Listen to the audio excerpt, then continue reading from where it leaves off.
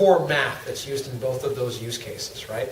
And we're rapidly approaching that moment where compression on a sim, right, as a pure background task, so like the ultimate, well, I shouldn't say that again, that sounds like, but these high-end enterprise use cases, right?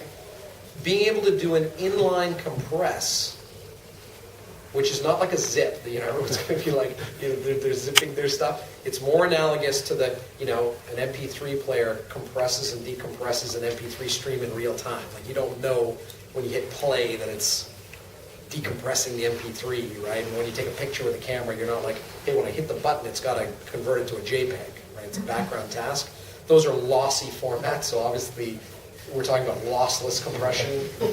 No losses, right? But I got to tell you, those are not, you know, and dedupe is another example, right? Like there's all of these things where all the data is being so munged and thin being even another example. Like every storage vendor now has this model of we blam everything all over the place, we'll do zero reclamation, but clearly we could come up with all the cool stuff we want under the sun if we can't assuage people's fears about availability and performance, which seem to stack rank right at the top.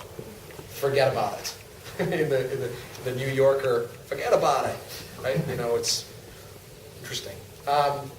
So you know, I heard the solid state and auto tiering, you know, from this side of the room as a customer. Why do those matter to you? Because we're looking at going to VDI at some point, through the web, perhaps, to be able to achieve. What drives me bananas, personally, again, this isn't Chad Bitchfest, this is for you guys, but, is when people look at solid state and say it's expensive, right? No, not anymore. Not at all.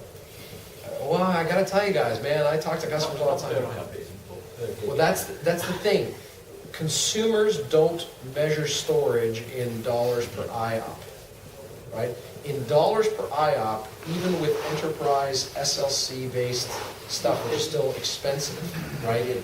Per dollars per gig. You can get a solid state that's doing 50,000 IOPS for approximately $100. Yeah, hey, look, you don't have to tell me, man. It's not expensive. So, but now, by the way, that's a consumer disk, right? The enterprise disk costs more, but even if you forget about the delta, so like, you know, a few $1,000s for a large scale, you know, relatively large 100 or 200 gig solid state disk, right? And by the way, that's like dropping so fast, both in the consumer space and in the enterprise space. The difference technologically is the consumer ones use MLC, and even the cheapest enterprise ones use SLC. But eventually, those things will continue to merge, and you'll see MLC being used in enterprise use cases too. You can see some of the newest one actually performs very close to the 3 gigabit limit on MLCs and reads and Dude, writes. I hear you. I've got a SandForce-based thing myself. Right?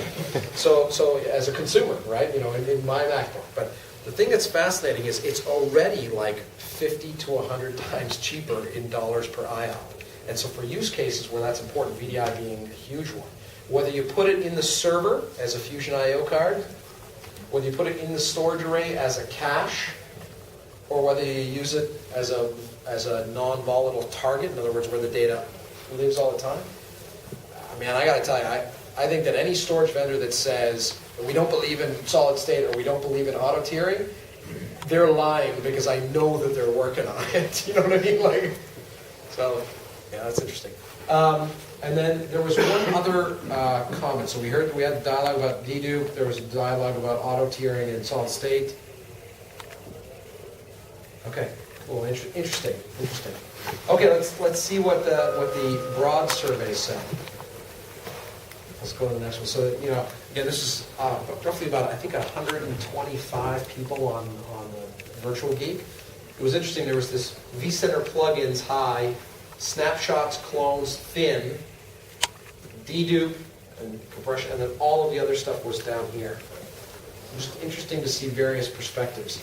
I think that you're probably right that there's a dynamic of the consultant versus the customer, you know, here in the room. So that's an interesting thing to see. Okay, cool. Let's keep on trucking. Something that about storage and VMware in general that frustrates you and you think the vendor community could do better. This is an open-ended question. What frustrates you? What do you think that the vendor community, all of us, that includes VMware as well as the storage vendors, could do better for you? And look at these guys immediately. I got one. No, I'm still wondering why the storage vendors and VMware are using the VMFS file system and the almost ancient way of looking at file systems inside disks at the moment that they are using it now. There are multiple storage vendors, including EMC, I thought, that they are not using their arrays in spindle blocks, but they're spreading their data all over the box. These virtualized, big, go wide stripe. And that's a great idea, but why then still present a LAN to an ESX server and put a file system, or put a virtual disk on it with a file system in it that's connected to a virtual machine? Why not strip that whole piece away and just connect that grid box directly into your ESX server? You could present it to a Did not see that on the camera. So that's a fascinating observation. So first things first. A lot of the frustrations with VMFS have to do with the VMFS 3 limitations about size and configuration and stuff like that. And there's an ongoing, development path for VMFS to, make it easier. Like if you could create, like every array can create very large LUNs, right? If the model was, look, I hear what you're saying. What about a baby step to get where you're saying is you create a 16 terabyte LUN that's wide striped across everything. It has a 16 terabyte big ass data store in it, and then off you go. That would be simpler. The other scenario, of course, is that the thing you describe is kind of how NFS works today, right? Like, there's no file system on the ESX host. All the file system and all the stuff is internal to the NFS server, right? Yeah. But of course, then you have there's good and bad with everything. There's no silver bullet, and you've got the bad stuff about NFS we were talking about earlier. I can see very many good reasons why you would want to have a file system-like presentation of the data for management purposes, such that, for instance, such a simple thing as the fact that the virtual machine is a set of files means that you can very easily transport. They're very portable. So that's the one thing that I would say is an interesting debate. So everybody, of course, is looking at all sorts of funky models. Like, there are ideas where you could say, I will natively write the IOs all the way through through the virtualization stack and get rid of that layer of abstraction. But when you get rid of that layer of abstraction, you all of a sudden become very linked to the vendor implementation. Yeah, but you could do it in a split way. You could still present it as a file. As you can move what you're saying, you can move files around from file system to file system. Yes. But you still need to export it and import it. Right. The way you're saying it would be like, hypothetically, maybe there's no container. Right. There's no container. You don't see it. Maybe it looks like one giant thing, but there's no container construct. But you could go to the vSphere client and say import, export, and as it got exported out, it popped out as an OVA, and you could move it around and stuff like that. I have to say though, I think you'd be giving up more than you think. Like so far, as we explore all sorts of crazy ideas, there are some big upsides that you get out of that. You could get mind-blowingly high levels of throughput, bandwidth, performance, those sorts of things. This is like but you lose something through that abstraction layer that's profound and useful in many, many ways, and it's also very hard to do what you're describing in a vendor agnostic way. Just because every vendor's implementation is different, and while most of the mature array vendors have got this blam stuff out all over the place kind of model, there's boatloads of VMware deployments that are on things like MSAs and stuff like that are not, don't follow the same kind of design philosophy. You still have a lot of customers, Chad, that are using local storage. Using data set. And we've got to keep all of those different users happy. We've got to do the best we can for all of them. But let me characterize it to you this way. I think what you're saying is, I don't want to have to deal with LUNs and data stores. Yeah. Right? Like, there's multiple ways for us to crack that nut.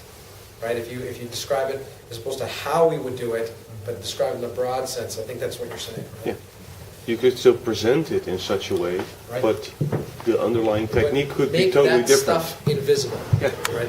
Like I try to drop all these hints in when I do my VMworld speeches, right? I go, literally, the ideal infrastructure is invisible. So how close can we get towards invisible? I got it. Okay. What are other things that you think we could be doing as a community better? Well, there's no insight into the actual SAN fabric with regards to real-time I/O. By going on my SAN fabric, I'm seeing megabytes per second and buffer credits, and I've got no real-time I/O from LUN to HBA adapter, no direct insight from LUN to exact virtual machine. And I've got all these SRM tools, and everyone's SMIS compliant. There's just one device saying hello, one thing measured in a completely different way, another device saying so-and-so, and there's nothing in real time that's sort of bringing them all together, and I can see, let's say, milliseconds, not an aggregated 5 or 1 minute sort of Samples, you're right. You Yeah. need something a little more real And time. I think, I was at Scott's talk, just saying now about 90% or 8 out of 10 problems with VMware are related to storage. Yep. Drummond's talk. And yeah. the SAM, that's true. the SAM fabric, no one's actually looking into it, seeing what's going on. So there's companies out there that have interesting tools that look at the fabric side of the house, virtual instruments being one, and there being other examples. But I think your point is saying, like, there's very few things that give you a good end-to-end insight. One thing that's interesting is in a lot of the storage QoS discussions, in the advanced R&D, kind of pipeline at VMware, there's a lot of discussion over end-to-end quality of service models, right? How do you measure it end-to-end? Like the storage array vendors have got their thing. There's the storage I/O control stuff that happens on the VMware side. That's cool, right? And I've had interesting dialogues with Irfan and his team, who are the developers, behind that. And what's fascinating is that storage I/O control is actually one of the first relatively easy to use, easy to implement storage QoS mechanisms on the market. And one of his comments is like, we've got all these array quality of service things, but what's cool about the implementation is it's also a distributed quality of service tool. So very neato stuff coming out of the labs of VMware, right? That the storage industry as a whole has done it for n array, but not across arrays, and But the problem is that all of those things, the stuff in the middle is this giant black box, right? And it's fascinating to hear that input, to take it back to Palo Alto, Hopkinton, and other places, because there's a lot of discussion with Brocade, with Cisco, and with others going, and with VMware and the storage array going, in future releases, we need to have something that basically is an end-to-end I/O tag that can be used to track and look at an end-to-end model of I/O performance, right? So that all these throttling mechanisms and queuing mechanisms that exist could, but again, that's a very difficult technical problem, very difficult. But I hear you. So how about some insight at least, right? So the SMIS comment is an interesting one.